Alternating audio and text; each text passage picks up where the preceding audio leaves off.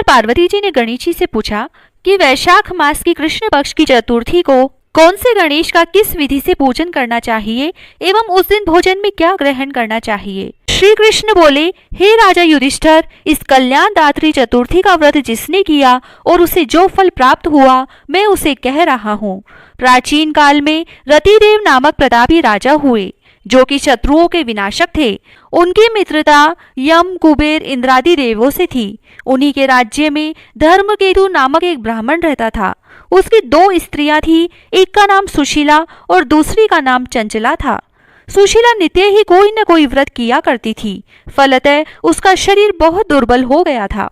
और इसके विपरीत चंचला कभी भी कोई व्रत उपवास नहीं करती थी, अपितु भर पेट भोजन करती थी। इधर सुशीला को सुंदर लक्षणों वाली एक कन्या हुई और उधर चंचला को पुत्र रत्न की प्राप्ति हुई।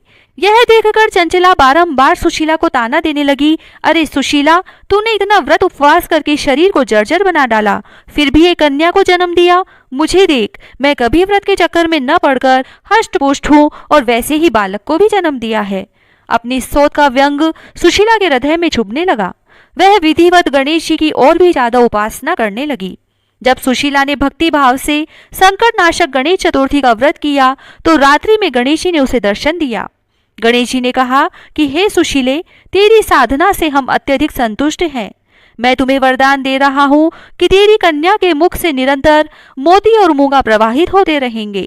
हे कल्याणी, इससे तुझे सदा प्रसन्नता रहेगी। हे सुशीले, तुझे वेद शास्त्र वेता एक पुत्र भी उत्पन्न होगा। इस प्रकार का वरदान देकर गणेश जी अंतर्ध्यान हो गए। वरदान प्राप्ति के बाद से ही उस कन्या के मुख से सदैव मोती और मूंगा झड़ने लगे। कुछ दिनों के बाद सुशीला को एक सुंदर पुत्र उत्पन्न हुआ। कालांतर में उनके पति धर्मकेतु का स्वर्गवास हो गया। उसकी मृत्यु के बाद चंचला घर का सारा धन लेकर दूसरे घर में जाकर रहने लगी, परंतु सुशीला पति गृह में रहकर ही पुत्र और पुत्री का पालन पोषण करने लगी। उसकी कन्या के मुंह से मोती मूंगा गिरने के फल स्वरूप सुशीला के पास अल्प समय में ही बहुत सा धन एकत्रित हो गया। इस कारण चंचला उससे ईर्ष्या करने लगी। एक दिन हत्या के उद्देश्य से चंचला ने सुशीला की कन्या को कुएं में ढकेल दिया। उस कुएं में गणेश जी ने उसकी रक्षा की और वह बालिका सकुशल अपनी माता के पास लौट आई। उस बालिका को जीवित देखकर चंचला का मन उद्विग्न हो उठा। वह सोचने लगी, जिसकी रक्षा ईश्वर करता है उसे कौन मार सकता है। इधर सुशीला अपनी पुत्री को पुनः प्राप्त कर प्रसन्न हो गई। पुत्री को छाती से लगाकर उसने कहा, श्री गणेश जी ने तुझे पुनः जीवन दान दिया है। अनाथों के नाथ गणेश जी ही हैं। चंचला आकर उसके पैरों में नतमस्तक हुई। उसे देखकर सुशीला के आश्चर्य का ठिकाना न रहा। चंचला हाथ जोड़कर कहने लगी, हे बहन सुशीले, मैं बहुत ही पापीन और दुष्टा हूँ। आप मेरे अपराधों को क्षमा कीजिए, आप दयावती हैं। आपने दोनों कुलों का उद्धार कर दिया। जिसका रक्षक देवता होता है उसका मानव क्या बिगाड़ सकता है।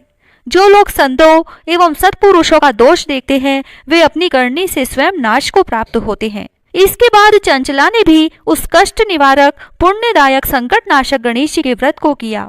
श्री गणेश जी के अनुग्रह से परस्पर उन दोनों में प्रेम भाव स्थापित हो गया।